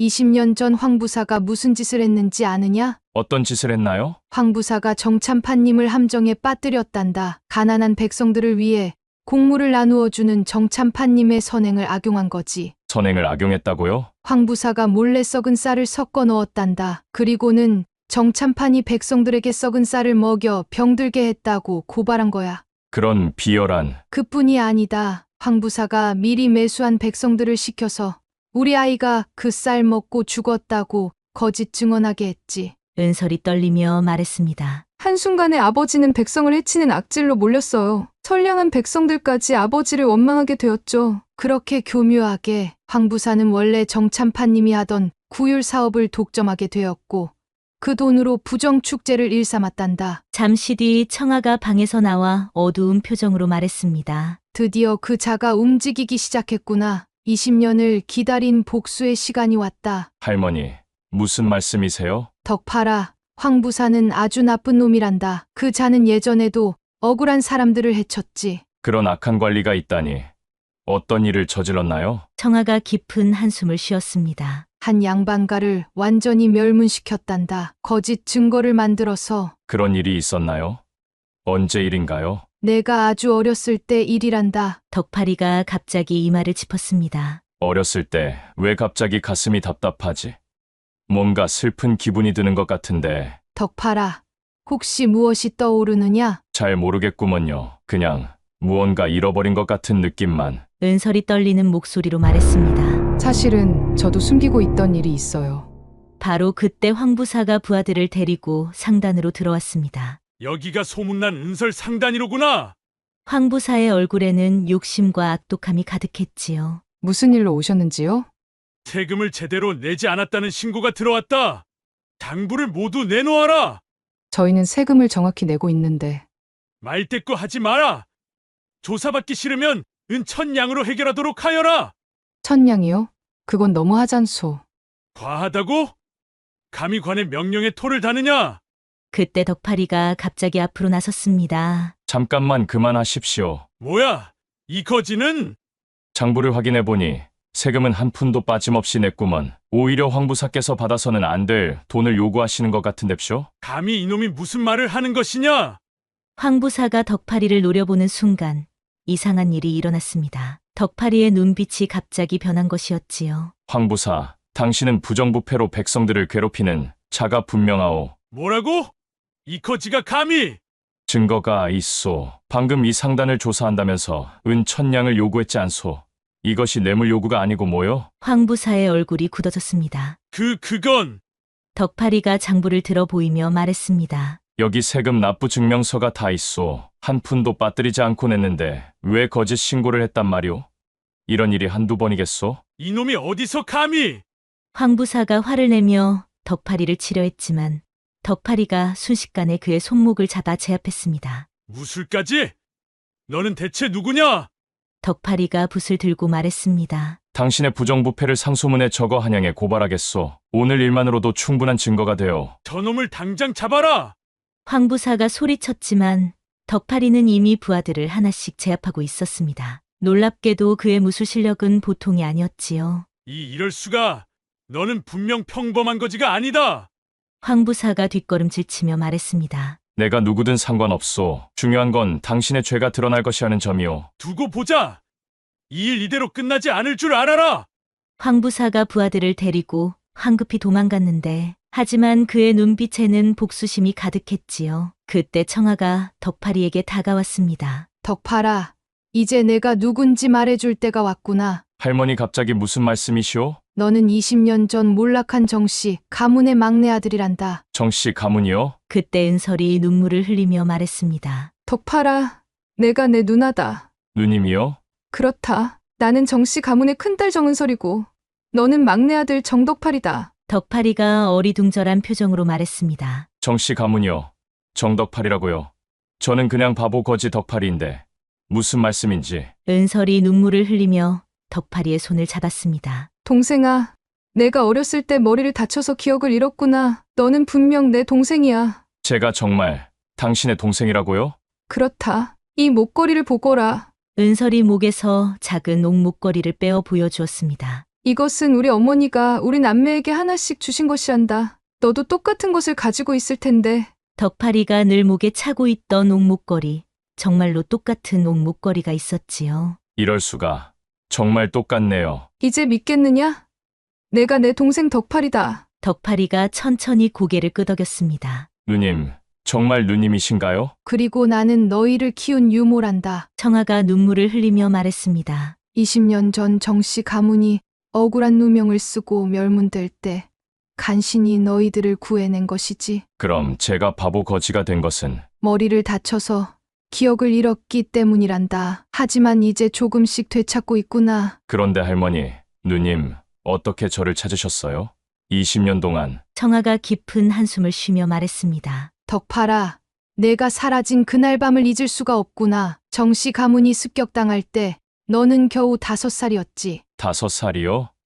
그렇다. 황부사의 부하들이 들이닥쳤을 때 나는 간신히 너를 업고 도망쳤단다. 하지만 추격이 심해서 은설이 눈물을 흘리며 이어받았습니다. 할머니가 나를 먼저 안전한 곳에 숨겨두고 덕팔이 너를 데리러 갔는데 그런데 그만 너를 놓치고 말았구나. 어둠 속에서 너의 울음소리가 점점 멀어져 가는데 나는 그날부터 20년간 너를 찾아 헤맸단다. 전국 팔도 구석구석, 절, 사찰, 시장, 골목 등 안 찾아갔던 곳이 없었지. 월아가 놀라며 말했습니다. 그럼 할머니는 20년 동안 계속 덕팔 씨를 찾아다니신 거예요? 그렇다. 하루도 쉬지 않고 찾았지. 혹시나 해서 점술가가 되어 사람들을 만나며 소식을 들었단다. 은설도 고백했습니다. 저도 마찬가지예요. 상단을 운영하면서도 늘 동생을 찾고 있었어요. 덕팔이라는 이름을 가진 사람이 있다는 소문만 들어도 어디든 달려갔죠. 그래서 저를 찾으신 거군요. 3년 전부터 한양에 덕팔이라는 이름을 가진 신기한 거지가 있다는 소문을 들었었지. 날씨를 마치고 기륭을 점친다고. 청아가 고개를 끄덕였습니다. 나도 그 소문을 들었지. 그래서 너를 지켜보기 시작했단다. 하지만 확신할 수 없어서. 확신하게 된 계기가 있나요? 사실 처음부터 확신한 건 아니었다. 다만 나이와 목걸이, 그리고 이름이 덕팔이라는 것. 너무 우연이 많아서 계속 지켜봤던 거지. 월화가 감동하며 말했습니다. 두 분께서 그렇게 오랜 시간 동안 노력하셨다니 정말 대단하세요. 은설이 덕팔이의 손을 꼭 잡았습니다. 동생아, 이제 다시는 헤어지지 말자. 20년은 너무 길었어. 네, 누님. 이제 영원히 함께 하겠습니다. 청아가 눈물을 닦으며 말했습니다. 그렇다. 이제 정씨 가문이 다시 뭉쳤구나. 20년의 기다림이 헛되지 않았다. 그때 월화가 조심스럽게 말했습니다. 그럼 저는 어떻게 되는 거예요? 너도 숨겨진 정체가 있지 않느냐? 사실은 저는 전 왕실 숙빈의 딸입니다. 모두 깜짝 놀랐습니다. 왕실의 피를 받으셨다고요? 어머니가 돌아가시면서 저를 민간에 맡기셨어요. 왕실의 권력 다툼을 피해서. 덕팔이가 조심스럽게 월화의 손을 잡았습니다. 월화, 저도 양반이 되고 당신도 왕족이라니 참 신기한 일이구먼요. 정말 그래요. 우연히 만났는데 이런 운명이 있다니. 그런데 덕팔씨, 아니 도령님, 이제 정말 도령님이 되셨군요. 하지만 저는 어떻게 해야 할까요? 왜요? 도령님은 이제 양반이 되셨는데 저는 기생 출신이잖아요. 비록 왕족의 피가 흐른다 해도 지금 저희 신부는 천한 기생이에요. 덕팔이가 월화의 얼굴을 바라보며 말했습니다. 월화, 저는 머리 아픈 것보다 월화가 멀어지는 게 더 무섭구먼. 도령님, 그런데 저는 기생이고 도령님은 이제 양반이신데. 양반이 뭐 대단한가요? 아까 그 생기다만 황부사도 양반이었는데 얼마나 못된 놈이던가요? 하지만 월화, 나는 아직도 바보 거지 덕팔이구먼. 양반 됐다고 갑자기 똑똑해지는 건 아니잖소. 그냥 예전처럼 지내면 안 되겠소? 월화가 피식 웃었습니다. 정말 바보 같으세요. 하지만 그런 도령님이 좋아요. 그럼 됐구먼. 복잡하게 생각하지 맙시다. 두 사람이 끌어안으려는 순간이었습니다. 갑자기 상단 밖에서 불길이 치솟았습니다. 불이야! 불이야! 황부사가 상단에 불을 지른 것이었습니다. 모두 빨리 피해요! 그런데 월화가 중요한 문서를 가지러 다시 들어갔습니다. 월화, 위험해. 중요한 장부들이 다 타버려요. 상단 문서들이. 그런 건 나중에 다시 만들 수 있어. 당신이 더 소중하구먼. 덕팔이가 불길을 뚫고 월화를 구하러 들어갔습니다. 도령님. 덕팔이가 월화를 안고 나오는 순간 건물이 무너져 내렸습니다. 간신히 살았구나. 하지만 월화가 연기를 많이 마셔서 기절하고 만 것이었지요. 월화, 정신 차려. 덕팔이가 월화를 품에 안고 간절히 부르자 월화가 천천히 눈을 떴습니다. 도령님, 저를 구해주셨군요. 당연하지요. 당신 없이는 이제 살 수 없는데. 두 사람이 서로를 바라보며 진정한 사랑을 확인하는 순간이었습니다. 한편 상단이 모두 타버렸지만 중요한 것은 모두 무사했습니다. 이제 어떻게 하지요? 걱정 말거라. 덕팔아, 이제 내 진정한 신분을 되찾을 때가 왔다. 청아가 땅속 깊이 묻어둔 항아리에서 중요한 문서들을 꺼냈습니다. 이것이 정씨 가문의 족보, 이것이 내 출생 문서, 그리고 이것이 황부사의 모함을 증명하는 증거들이다. 정말이십니까? 그렇다. 내가 쓴 상소문을 보니 정말 훌륭하구나. 이것을 한양에 보내면 분명 인정받을 것이다. 하지만 어떻게 보내죠? 걱정 말거라. 내게 믿을 만한 사람이 있다. 며칠 후면 한양에 도착할 것이다. 며칠 후 한양에서 화려한 행렬이 내려왔습니다. 덕팔이라는 자가 어디 있느냐? 여기 있사옵니다. 임금님의 교지를 전하노라. 정씨 가문의 억울함이 밝혀졌으니 모든 죄를 사하고 가문을 복권하노라. 또한 내 상소문이 정의로우니 저스를 내려 황부사를 조사하게 하노라. 황송하옵니다. 그리고 너를 정삼품 통정대부에 제수한다. 며칠 후 한양에서 내려온 금군들이 황부사를 체포하러 왔습니다. 황부사 어디 있느냐? 무슨 일로 그러시는가? 임금님의 명으로 체포하러 왔다. 황부사가 당황하며 소리쳤습니다. 말도 안 되는 소리를! 내가 무슨 죄를 지었다고! 내 놈이 저지른 죄악이 상세히 적힌 상소문이 한양으로 올라왔었다. 순순히 따라오너라. 황부사가 발악했습니다. 이것은 모함이다! 그 거지놈의 거짓말을 믿는단 말이냐? 20년 전 정씨 가문 사건도 모두 조사되었다. 내가 위조한 증거들도 다 나왔다. 황부사의 얼굴이 사색이 되었습니다. 그럴 리가. 더 이상 변명하지 마라. 황부사가 마지막으로 소리쳤습니다. 내가 이렇게 당할 줄이야? 그깟 거지 하나 때문에. 금군들이 황부사와 그의 시솔들을 결박했고 백성들이 몰려와 환호했습니다. 악질 황부사가 드디어 잡혔다. 만세, 만세. 덕팔이 덕분이다. 그리고 며칠이 지나서 황부사가 결박당해 덕칠이에게 끌려왔습니다. 이제 내 죄를 다 토하거라. 정참판님께 죄송합니다. 20년 전 거짓 증거를 만들어 모함했습니다. 다른 죄는? 수많은 백성들을 괴롭히고 돈을 뺏었습니다. 모두 제 죄입니다. 황부사는 한영으로 압송하여 처벌받을 것이다. 아버님, 이제야 억울함을 풀어드렸습니다. 은설이 기뻐하며 눈물을 흘리며 말했습니다. 동생아, 이제 우리 가문을 다시 일으켜 세우자. 네. 그때 청아가 미소 지으며 말했습니다. 월화도 왕실의 인정을 받게 될 것이니라. 과연 며칠 후 왕실에서 월화를 정식 왕족으로 인정했습니다. 그렇게 금세 또 며칠이 흘렀습니다. 덕파리가 정승이 되자 왕실에서 월화와의 혼인을 정식으로 허락했습니다. 도령님, 정말 꿈만 같아요. 이렇게 도령님과 부부가 되다니. 그런데 월화, 우리 어디서 살면 좋겠소? 도령님, 혹시 기억하세요? 처음 만난 그 기생집 말이에요. 아, 그곳이요? 월화가 장난스럽게 웃었습니다. 그 집을 사서 우리 둘만의 보금자리로 만들어요. 어떠세요? 좋은 생각이구먼. 그런데 첫날 밤을 그런 곳에서 보내도 괜찮겠소? 왜요? 도령님이 저를 처음 구해주신 곳이잖아요. 저한테는 의미가 있어요. 몇 달 후 두 사람은 새로 꾸민 집에서 첫날 밤을 맞았습니다. 월화, 그때 생각나는구먼. 당신이 발목을 보여줬을 때. 어머, 도령님이 그걸 아직도 기억하세요? 그때부터 마음이 설레기 시작했지. 월화가 일부러 치마를 살짝 들어 올렸습니다. 그럼 이제는 발목만 보시는 건 아니죠? 월화. 도령님, 그때 얼굴 빨개지셨던 거 정말 귀여웠어요. 덕파리가 월화를 끌어안았습니다. 이제는 안 부끄러워해도 되겠구먼. 그래요.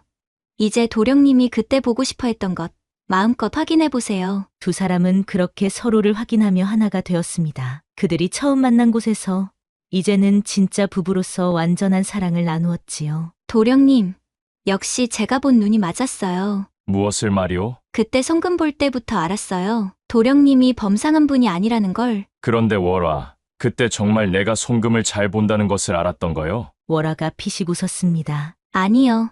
사실은 그냥 도령님이 멋있어서 말 걸고 싶었던 거예요. 이 못된 여우 같으니라고. 두 사람의 웃음소리가 달밤에 울려 퍼졌고 첫날 밤은 그렇게 달콤하고 행복하게 지나갔습니다. 두 사람의 사랑이 완성되는 아름다운 밤이었지요. 몇 년 후 덕파리는 백성들을 위하는 훌륭한 정승이 되었습니다. 자신이 거지였던 경험을 바탕으로 가난한 백성들을 많이 도왔지요. 정승님, 백성들이 모두 정승님을 칭송하고 있습니다. 나는 그저 해야 할 일을 했을 뿐이오. 백성들이 배고프면 나라가 위태로워지는 법이니까. 한편 청하는 정씨, 가문의 어른으로서 존경받으며 살았습니다. 어느 날 덕파리가 청하에게 깊숙이 절하며 말했습니다. 유모 할머님, 이 모든 것이 할머님 덕분입니다. 아니다.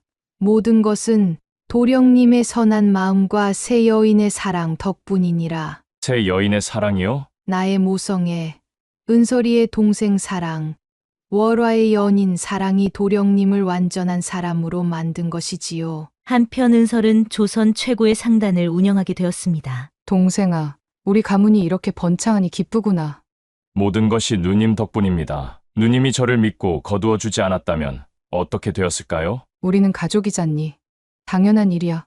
은설의 상단은 정직한 장사로 유명해져서 전국에서 거래를 요청해왔지요. 그리고 덕파리와 월화 사이에는 총명한 아이들이 태어났습니다. 아버지, 저도 나중에 아버지처럼 백성을 도와주는 나라의 관리가 될 거예요. 그래. 착한 마음을 잃지 말거라. 높은 자리에 있을수록 낮은 곳을 살펴야 한다. 네. 아버지. 어머니, 저는 할머니처럼 현명한 여인이 되고 싶어요. 월화가 딸을 쓰다듬으며 말했습니다. 그럼 먼저 마음을 아름답게 가꾸어야 한다. 마음이 아름다운 사람이 진짜 아름다운 사람이란다. 네, 어머니. 그렇게 정씨 가문은 다시 조선의 명문가로 자리 잡았습니다. 하지만 예전처럼 권세를 부리는 것이 아니라 백성들을 위해 봉사하는 가문으로 유명해졌지요. 어느 봄날 가족들이 모두 모여 꽃구경을 하고 있었습니다. 정말 새옹지마로구나. 청아가 벚꽃을 바라보며 말했습니다. 인생의 화복은 정말 예측할 수 없는 것이니라. 가장 어려울 때가 가장 큰 행복의 시작이었구나. 유모 할머니, 세 분이 없었다면 저는 여전히 거지로 살고 있었을 것입니다. 그것도 운명이었단다. 너를 지켜준 새 여인의 사랑이 너를 정승으로 만든 것이니라. 월화가 덕파리의 팔을 잡으며 말했습니다. 저희도 도령님을 만나서 진짜 자신을 찾을 수 있었어요. 은설도 고개를 끄덕였습니다. 우리 모두 서로 만나야 할 운명이었던 것 같아요. 각자 혼자였다면 이런 행복을 누릴 수 없었을 거예요.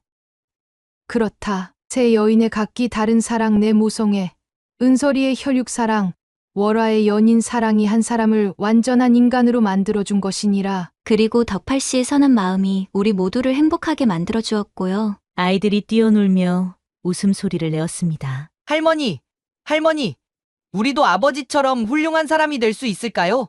그럼 너희도 분명 훌륭한 사람이 될 수 있단다. 하지만 기억해라. 혼자서는 아무것도 할 수 없다. 서로 사랑하고 도와야 한다. 네, 할머니. 그날 저녁 덕파리가 월화와 함께 달빛 아래를 걸으며 말했습니다. 월화, 당신을 만난 게 내 인생 최고의 행운이었소. 저도요. 도령님 덕분에 제가 누구인지 알게 되었어요. 우리 평생 이렇게 함께 걸을 수 있겠지요? 물론이죠. 저는 언제까지나 도령님의 월화로 남을 거예요. 두 사람은 그렇게 손을 잡고 달빛 아래를 걸었습니다. 그들의 사랑은 시간이 지날수록 더욱 깊어졌지요. 옛말에 새옹지마라는 말이 있습니다. 변방의 늙은이가 기른 말이 도망갔지만 나중에 좋은 말을 데리고 돌아왔다는 고사에서 나온 말로 인생의 기륭화복을 미리 알 수 없다는 뜻입니다. 덕파리의 이야기처럼 때로는 가장 어려운 시기가 가장 큰 행복의 시작이 되기도 합니다. 그리고 진정한 사랑과 정의는 언제나 승리한다는 교훈을 주는 이야기이지요. 그리고 그 사랑을 받은 사람은 다시 다른 사람들에게 사랑을 나누어 주어야 합니다. 여러분들이 주신 사랑, 저도 더 많은 분들께 드릴 수 있도록 영상 공유도 부탁드릴게요. 옛날 옛적 충청북도 깊은 산골 마을 솔매골에는 작은 서당이 하나 있었습니다. 그 서당의 훈장을 맡고 있는 분이 바로 최 훈장이었지요. 최 훈장은 비록 가난했지만 학문에 대한 열정만큼은 누구에게도 지지 않는 분이었습니다. 얘들아, 오늘은 천자문을 배워보자꾸나. 네, 훈장님. 아이들의 낭낭한 소리가 서당 안을 가득 메웠습니다. 그런데 그 아이들 중에서도 유독 열심히 공부하는 아이가 하나 있었으니 바로 최 훈장의 아들 봉득이었습니다. 봉득이는 15살의 영특한 소년으로 어려서부터 글 공부에 남다른 재능을 보였지요. 하지만 봉득이에게는 치명적인 약점이 하나 있었습니다. 바로 몸이 무척이나 허약했다는 것이었지요. 이런, 또 어지럽네. 봉득아, 괜찮니? 얼굴이 하얗게 질렸구나. 아버지 최 훈장은 아들을 걱정스럽게 바라보았습니다. 봉득이는 태어날 때부터 몸이 약해서 조금만 무리를 해도 금세 기운이 빠졌지요. 아버지, 괜찮습니다. 그냥 조금 피곤한 것뿐이에요. 그러면 안 되지. 오늘은 일찍 쉬어라. 그런 봉득이에게는 소꿉친구가 하나 있었습니다. 바로 이웃집에 사는 옥순이었지요. 옥순이는 봉득이와 동갑내기였지만 봉득이보다 훨씬 씩씩하고 활발한 아이였습니다. 봉득아, 오늘도 아픈 거야? 아니야, 옥순아. 괜찮아. 그런 소리 하지 마. 내가 볼 때 넌 맨날 아픈데? 어디 아픈지 말해봐. 옥순이는 봉득이를 무척이나 챙겨주었습니다. 봉득이가 아프면 밤새 간병을 해주고 맛있는 음식이 있으면 언제나 봉득이부터 생각했지요. 옥순아, 정말 고마워. 내가 이렇게 몸이 약하고 아무짝에도 쓸모없는데 내가 항상 내 곁에 있어줘서 고맙고 미안해. 봉득아, 그런 말 하지 마. 너는 쓸모없는 사람이 아니야. 몸은 약할지 몰라도 마음만큼은 누구보다 따뜻하잖아. 그리고 우리는 어릴 때부터 함께 울고 웃으며 자란 사이인데 힘들 때 서로 의지하는 게 당연한 거 아니야? 나도 내가 있어서 든든해. 봉득이는 옥순이의 말에 목이 메어 더 이상 말을 잇지 못했습니다. 그동안 속으로만 품고 있던 고마움과 미안함이 한꺼번에 북받쳐 올랐지요. 시간이 흘러 봉득이는 20살이 되었습니다. 그는 이제 제법 학식이 높아져서 아버지를 도와 서당에서 아이들을 가르치기도 했지요. 봉득아, 너도 이제 장가를 갈 나이인데. 아버지, 아직은 이른 것 같습니다. 그래도 옥순이와는 어떠하냐? 그 아이가 너를 얼마나 좋아하는데. 봉득이는 아버지의 말에 얼굴이 빨개졌습니다. 하지만 여전히 자신감이 없었지요. 제가 이렇게 몸도 약하고 앞으로 무엇을 할 수 있을지도 모르겠는데 과연 옥순이를 행복하게 해줄 수 있을까요? 옥순이는 마을에서 가장 아름다운 아가씨인데 저 같은 사람이 감히 혹시 옥순이가 저와 함께 살다가 후회하게 되는 건 아닐까요? 그 생각을 하면 밤잠을 이룰 수가 없어요. 그런 봉득이에게 운명을 바꿀 사건이 일어났습니다. 어느 날 마을에 전염병이 돌기 시작한 것이었지요. 아이고, 이게 무슨 일이래? 1명, 2명씩 쓰러져 가는데 어떡하지? 마을 사람들은 공포에 떨었습니다. 처음에는 단순한 감기려니 했는데 시간이 지날수록 증상이 심해지더니 결국 죽는 사람까지 나오기 시작했지요. 의원을 불러야 해!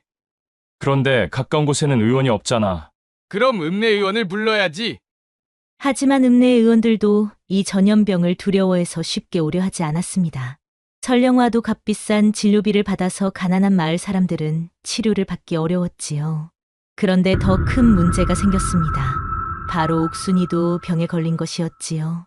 옥순아, 봉득이는 옥순이의 집으로 달려갔습니다. 옥순이는 침대에 누워 끙끙 앓고 있었지요.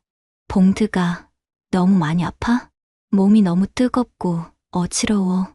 혹시 내가 죽는 건 아닐까? 아직 하고 싶은 게 너무 많은데. 옥순아, 무슨 소리야. 절대 그런 일 없어. 지금까지 내가 나를 얼마나 많이 지켜줬는데 이번엔 내가 너를 지킬 차례야. 내가 반드시 너를 낫게 해줄게.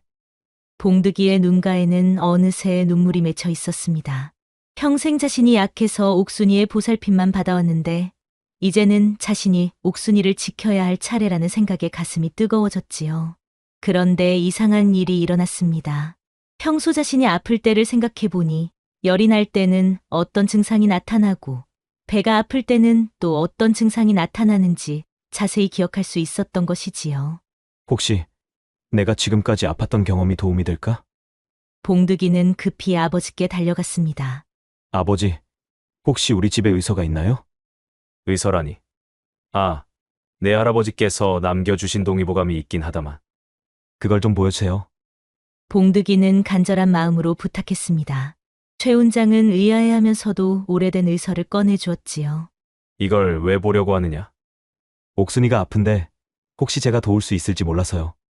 그날 밤부터 봉득이의 처절한 노력이 시작되었습니다.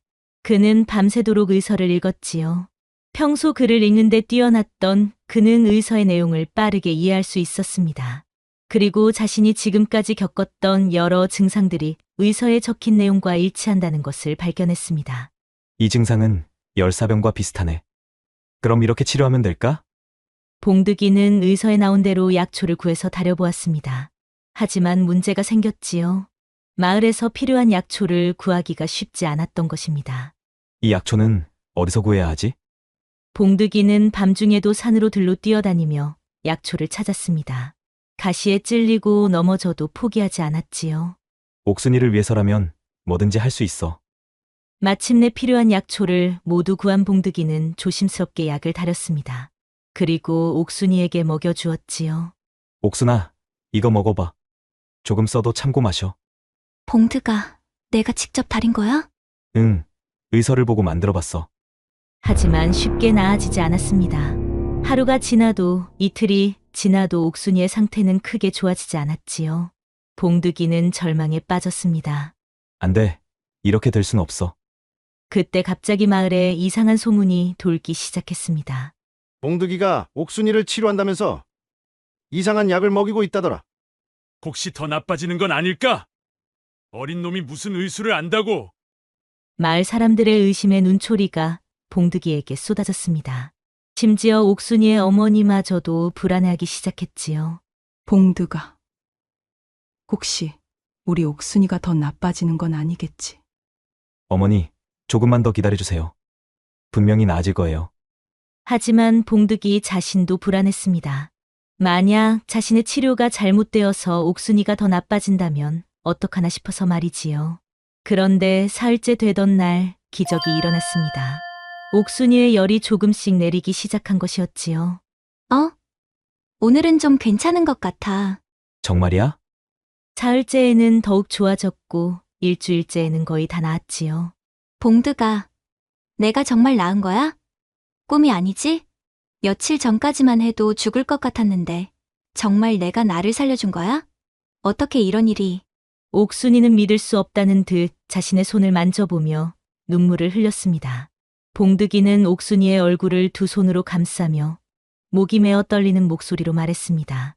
옥순아, 정말 다행이야. 내가 깨어나지 않으면 어떡하나 했어. 밤낮으로 의서를 뒤져가며 온갖 약초를 구해다가 그래도 혹시나 해서 너무 무서웠어. 만약 내가 잘못 치료해서 너에게 더 안 좋은 일이 생기면 어떡하나. 하지만 이제 정말 괜찮구나. 내가 다시 내 앞에서 웃어주는구나. 이 소식이 마을에 퍼지자 사람들은 깜짝 놀랐습니다. 세상에 정말 봉득이가 옥순이를 살려냈다고? 어떻게 그런 일이 가능하지? 하지만 더 중요한 일이 남아 있었지요. 마을의 다른 사람들도 치료해야 했으니까요. 봉드가 정말 고맙다. 우리 옥순이를 살려줘서. 옥순이의 어머니는 봉득이의 손을 꼭 잡으며 감사 인사를 했습니다. 괜찮습니다, 어머니. 그런데 마을의 다른 분들도 도와드리고 싶어요. 내가 그럴 수 있겠니? 한번 해보겠습니다. 봉득이는 용기를 내어 마을 사람들을 찾아다니기 시작했습니다. 하지만 여전히 사람들의 반응은 싸늘했지요.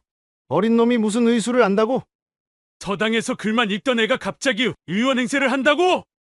혹시 운이 좋았던 것뿐 아닐까? 그런데 더 큰 문제가 기다리고 있었습니다. 바로 마을의 원로인 김진사댁 아들이 심하게 앓기 시작한 것이었지요. 김진사는 마을에서 가장 권위 있는 사람이었는데 그가 봉득이를 강하게 반대하고 나선 것입니다.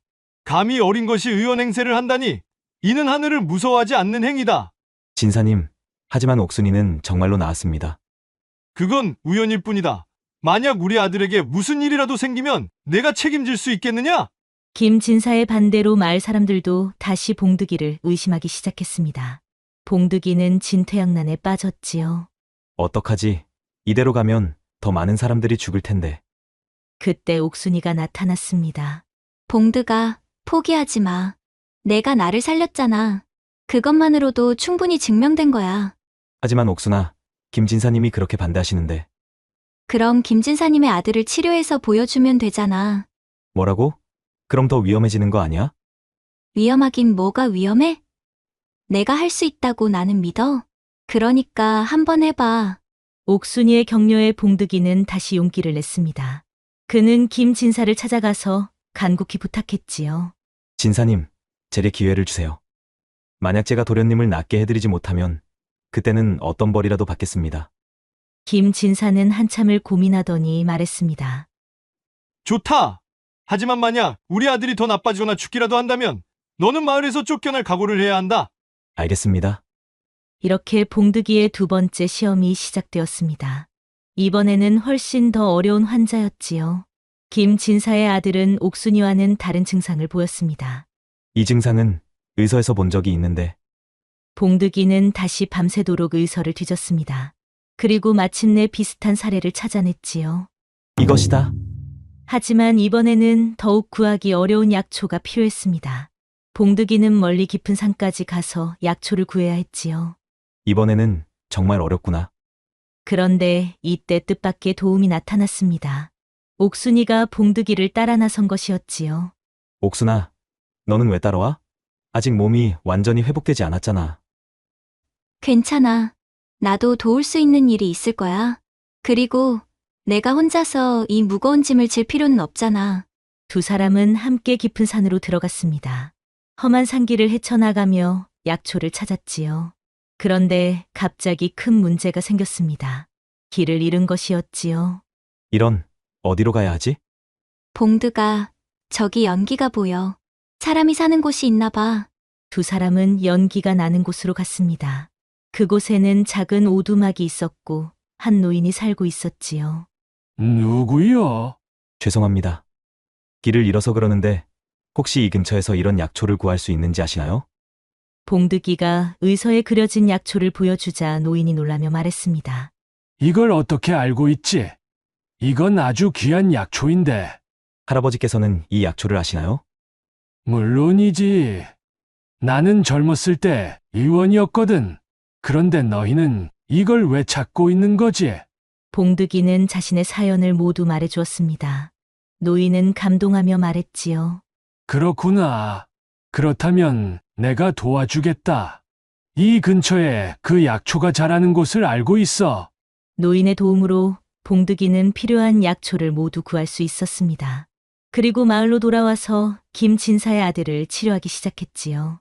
이번에는 더욱 조심스럽게 치료했습니다.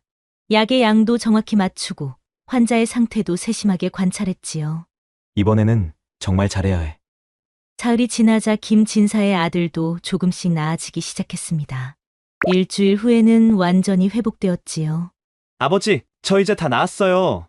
오, 정말이냐? 김진사는 봉득이에게 깊이 사과했습니다. 봉두가, 미안하다. 내가 너를 의심했구나. 괜찮습니다, 진사님. 이제 정말로 인정하겠다. 너는 정말 훌륭한 의원이야. 이 일이 있은 후 마을 사람들은 모두 봉득이를 인정하기 시작했습니다. 그리고 하나둘씩 봉득이에게 치료를 받으러 왔지요. 봉득 선생님, 저희 아이 좀 봐주세요. 어르신, 선생님이라뇨. 저는 아직 깨우는 몸입니다. 아니에요. 선생님께서 치료해주신 분들이 모두 나았다고 하던데요. 봉득이는 겸손했지만 성실하게 환자들을 돌보았습니다. 그런데 신기한 일이 일어났지요. 다른 사람들을 치료하면서 자신의 몸도 점점 좋아지고 있었던 것입니다. 나도 예전보다 훨씬 건강해진 것 같은데? 아버지 최 훈장도 아들의 변화를 느꼈습니다. 봉드가, 내가 요즘 많이 달라 보이는구나. 얼굴에 생기도 돌고. 아버지, 저도 신기해요. 다른 사람들을 돕다 보니 제 몸도 좋아지는 것 같아요. 그거 참 신기한 일이구나. 봉득이의 명성은 점점 퍼져나갔습니다. 이웃 마을에서도 환자들이 찾아오기 시작했지요. 한편 옥순이는 봉득이의 변화를 보며 마음이 설렜습니다. 봉드가, 마을 할머니들이 그러시더라. 봉득이가 천사 같다고, 아이들까지 봉득이 아저씨가 우리를 살려줬어라고 말하는 걸 보니까 내 마음이 이렇게 뿌듯할 수가 없어. 예전에는 내가 몸이 약해서 남들한테 도움만 받던 아이였는데 이제는 온 마을 사람들이 너를 의지하고 있잖아. 정말 자랑스러워. 봉득이는 옥순이의 말에 얼굴이 붉어지며 고개를 숙였습니다. 옥순아, 사실 나도 처음엔 믿을 수 없었어. 내가 정말로 누군가를 도울 수 있을까 싶어서. 하지만 내가 생사를 오가는 걸 보면서 깨달았어. 아, 내가 이렇게 가만히 있으면 안 되겠다. 더 이상 약한 사람으로만 살면 안 되겠다. 그때 처음으로 진짜 간절해졌어. 그래서 정말 미친 듯이 의서를 파고들었지. 너의 목숨이 달린 일이었으니까. 그렇게 말하지만 봉드가 솔직히 말해. 무섭지 않았어? 만약 내가 낫지 않으면 어쩌나, 다른 사람들도 못 고치면 어쩌나, 그런 생각 안 했어? 물론 무서웠지. 손이 떨려서 약을 다릴 때도 있었어. 하지만 옥순아, 나는 그때 깨달았어. 무서워서 도망치는 것보다 더 무서운 게 있더라. 바로 사랑하는 사람을 잃는 거, 그리고 내가 할 수 있는 일이 있는데도 포기하는 거, 그게 진짜 무서운 거였어. 옥순이는 봉득이의 손을 꼭 잡으며 눈물을 글썽였습니다. 고마워, 봉드가. 나 때문에 내가 이렇게 강해졌다니. 어쩌면 내가 아픈 것도 하늘의 뜻이었을지도 몰라. 너라는 사람이 얼마나 대단한 사람인지 세상에 보여주려고. 두 사람은 서로를 바라보며 미소를 지었습니다. 이제 봉득이는 자신감을 갖기 시작했지요. 그런데 어느 날 예상치 못한 큰 시련이 찾아왔습니다. 마을에 갑자기 관리들이 들이닥친 것이었지요. 여기가 봉득이라는 자가 사는 곳이냐? 네. 그런데 무슨 일이시지요? 최 훈장은 당황했습니다. 관리들이 갑자기 찾아온 이유를 알 수 없었지요. 봉득이를 당장 데려가야 한다. 무슨 일입니까? 그때 봉득이가 나타났습니다. 제가 봉득입니다. 무슨 일이신지요? 관리들 중 한 명이 엄숙하게 말했습니다. 사또 어른의 명을 받고 왔다. 내가 의술에 뛰어나다는 소문을 들었는데 사또 댁에 급한 환자가 있어서 당장 와야 한다. 사또 댁에 환자가 있다고요? 그렇다. 사또님의 딸이 중병에 걸렸는데 한양에서 온 명의들도 모두 포기했다고 한다. 마지막 희망으로 너를 부르신 것이다. 봉득이는 고민에 빠졌습니다. 지금까지는 마을 사람들만 치료해왔는데 갑자기 사또 딸을 치료하라니. 더구나 한양의 명의들도 포기했다는 환자를 말이지요. 제가 과연 할 수 있을까요? 아버지 최 훈장이 말했습니다. 봉드가 가보거라. 내가 지금까지 많은 사람들을 도왔잖니. 분명 잘할 수 있을 거야. 옥순이도 격려했습니다. 봉드가 걱정하지 마. 넌 분명 할 수 있어. 그리고 만약 사또 딸을 구한다면 내 의술이 정말로 인정받을 수 있을 거야. 봉득이는 용기를 내어 관리들을 따라갔습니다. 사또 댁은 마을과는 비교할 수 없을 정도로 크고 웅장했지요. 이리로 오너라. 봉득이는 사또를 만나게 되었습니다. 사또는 근심 가득한 얼굴로 봉득이를 맞았지요. 내가 그 유명한 봉득이구나. 예, 사또님. 내 딸이 이상한 병에 걸렸다. 2달째 앓고 있는데 아무리 명의를 불러도 낫지 않는다. 심지어 한양에서 온 어이들도 손을 들었다. 마지막 희망으로 너를 부른 것이다. 제가 최선을 다해보겠습니다. 봉득이는 사또의 딸을 보게 되었습니다. 그녀는 18살의 아름다운 처녀였지만 병 때문에 많이 야위어 있었지요. 너무 아파요. 너무 아파. 봉득이는 조심스럽게 그녀의 상태를 살펴보았습니다. 맥을 짚어보고 증상을 자세히 들어보았지요. 언제부터 이런 증상이 시작되었나요? 2달 전부터요. 갑자기 열이 나면서 몸이 아프기 시작했어요. 그런데 계속 나빠지기만 해요. 봉득이는 의서에서 읽었던 내용을 떠올려 보았습니다. 하지만 이상했지요. 지금까지 본 환자들과는 증상이 달랐던 것입니다. 이상하다. 이런 증상은 처음 보는데. 봉득이는 며칠 동안 사또 댁에 머물면서 환자를 관찰했습니다. 그런데 이상한 점을 발견했지요. 혹시 이건 단순한 병이 아닐 수도 있겠는데. 봉득이는 더 자세히 조사해 보기로 했습니다. 그리고 놀라운 사실을 발견했지요. 바로 사또 딸이 먹는 음식에 문제가 있었던 것입니다. 사또님, 혹시 따님께서 평소에 어떤 음식을 드시는지 알 수 있을까요? 음식이라고? 그냥 평범한 음식을 먹는데. 봉득이는 부엌으로 가서 음식을 만드는 과정을 지켜보았습니다. 그리고 충격적인 사실을 발견했지요. 이게 바로 원인이었구나? 알고 보니 사또 딸의 음식을 만드는 하인 중 한 명이 고의로 몸에 해로운 것을 넣고 있었던 것입니다. 그 하인은 사또에게 원한을 품고 있어서 딸을 해치려 했던 것이지요. 사또님, 큰일입니다. 봉득이는 급히 사또에게 달려가서 사실을 알렸습니다. 사또는 분노했지만 동시에 감격했지요. 그렇다면 내 딸이 나을 수 있다는 말이냐? 예, 이제부터 독을 끊고 해독 치료를 하면 금세 나아질 것입니다. 이렇게 해서 사또의 딸은 완전히 회복되었습니다. 그런데 더 놀라운 일이 일어났지요. 사또가 봉득이에게 특별한 제안을 한 것이었습니다. 봉득아, 내가 우리 딸을 살려줬다. 이 은혜를 어떻게 갚아야 할지. 사또님, 저는 돈을 바라고 치료한 것이 아닙니다. 그럼 뭘 원하느냐? 마을에 작은 약방을 차릴 수 있도록 허락해 주시면 감사하겠습니다. 약방을 차리겠다고? 예, 많은 사람들이 아픈데 의원이 없어서 고생하고 있습니다. 사또는 봉득이의 마음씨에 감동했습니다. 그렇다면 내가 도와주겠다. 약방을 차리는데 필요한 모든 것을 지원해주겠다. 정말입니까? 그뿐만 아니라 너를 정식 의원으로 추천해주겠다. 그리고 사또는 잠시 망설이더니 말했습니다. 내가 원한다면 우리 딸과 혼인을 시켜주겠다. 네. 봉득이는 깜짝 놀랐습니다. 사또의 딸과 혼인한다는 것은 신분 상승을 의미했으니까요.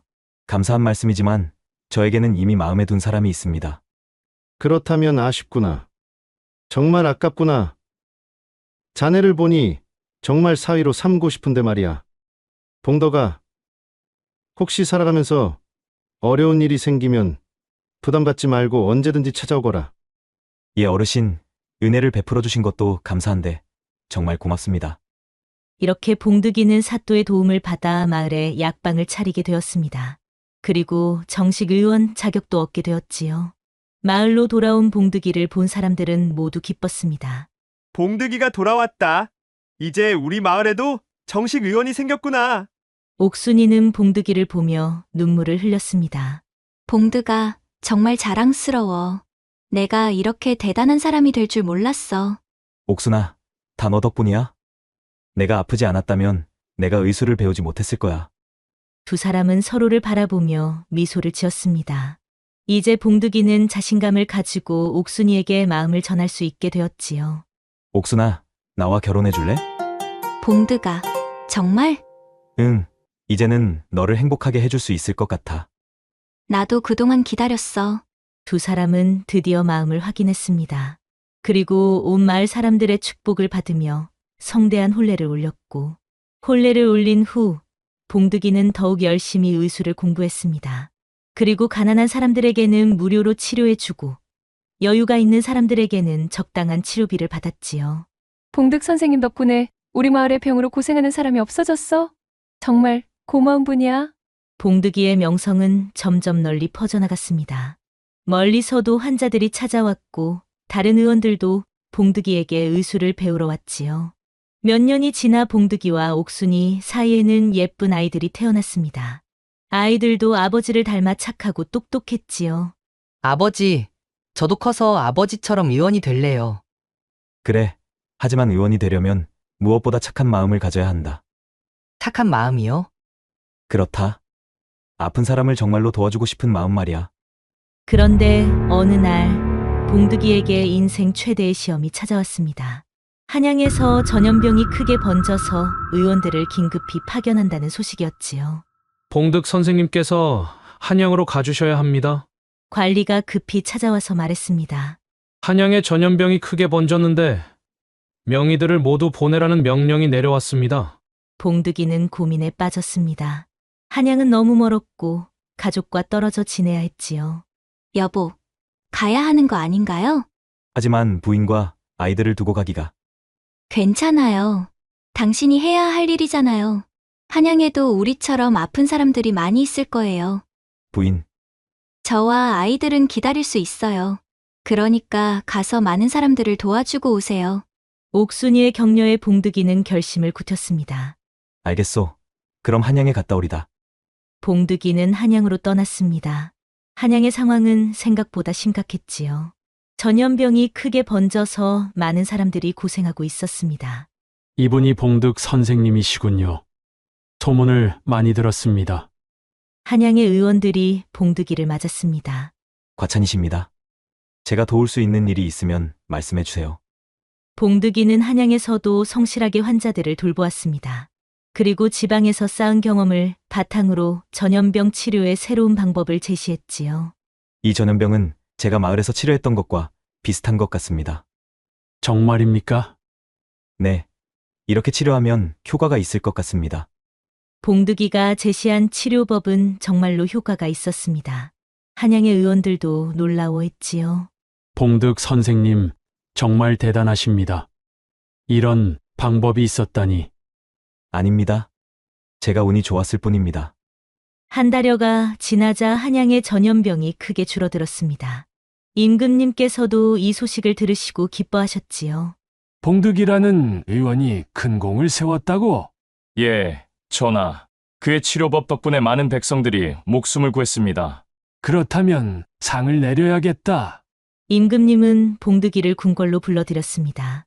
봉득이는 처음 보는 궁궐에 긴장했지만 임금님 앞에서도 당당했지요.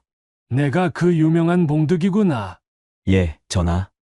이번에 큰 공을 세웠다고 들었다. 무엇을 원하느냐? 봉득이는 잠시 생각하더니 말했습니다. 전하, 저는 특별한 것을 원하지 않습니다. 다만 더 많은 백성들이 의술의 혜택을 받을 수 있도록 이 학원을 세워두시면 감사하겠습니다. 의학원을 세우자고? 예. 가난한 집 자제들도 의술을 배울 수 있는 곳을 만들어주시면 더 많은 의원이 생겨서 백성들을 도울 수 있을 것입니다. 임금님은 봉득이의 말에 감동했습니다. 좋다. 의학원을 세워주겠다. 그리고 너를 그곳의 원장으로 임명하겠다. 감사합니다, 전하. 이렇게 봉득이는 의학원의 원장이 되었습니다. 하지만 그는 고향을 잊지 않았지요. 전하, 제가 고향으로 돌아가서 그곳에 의학원을 세우면 안 될까요? 고향으로 돌아가겠다고? 예, 저희 고향에는 아직도 의원이 부족합니다. 그곳에서 더 많은 제자들을 키우고 싶습니다. 임금님은 봉득이의 마음을 이해했습니다. 좋다. 고향에 의학원을 세우거라. 내가 모든 것을 지원해 주겠다. 감사합니다, 전하. 봉득이는 임금님의 허락을 받고 고향으로 돌아갔습니다. 옥순이와 아이들은 봉득이를 보며 눈물을 흘렸지요. 아버지! 우리 아버지 돌아왔다! 여보, 고생 많았어요. 옥순이는 남편을 따뜻하게 맞아주었습니다. 부인, 오래 기다리게 해서 미안하오. 괜찮아요. 한양에서 많은 사람들을 구했다고 들었어요. 당신이 정말 자랑스러워요. 봉득이는 고향에 돌아와서 의학원을 세웠습니다. 그곳에는 가난한 집 자제들이 모여들어서 의술을 배웠지요. 선생님, 이 병은 어떻게 치료해야 하나요? 자, 먼저 환자의 맥을 짚어보거라. 맥에서 많은 것을 알 수 있단다. 네, 선생님. 봉득이는 제자들에게 의술뿐만 아니라 올바른 마음가짐도 가르쳤습니다. 의원이 되려면 무엇보다 환자를 사랑하는 마음이 있어야 한다. 사랑하는 마음이요? 그렇다. 환자의 아픔을 내 아픔처럼 느끼고 정말로 낫게 해주고 싶은 마음 말이다. 네, 선생님. 제자들은 봉득이의 가르침을 마음에 새겼습니다. 그리고 훌륭한 의원으로 성장해서 각지로 흩어져 갔지요. 몇 년이 지나자 봉득이의 의학원에서 배출된 의원들이 전국 곳곳에서 활동하고 있었습니다.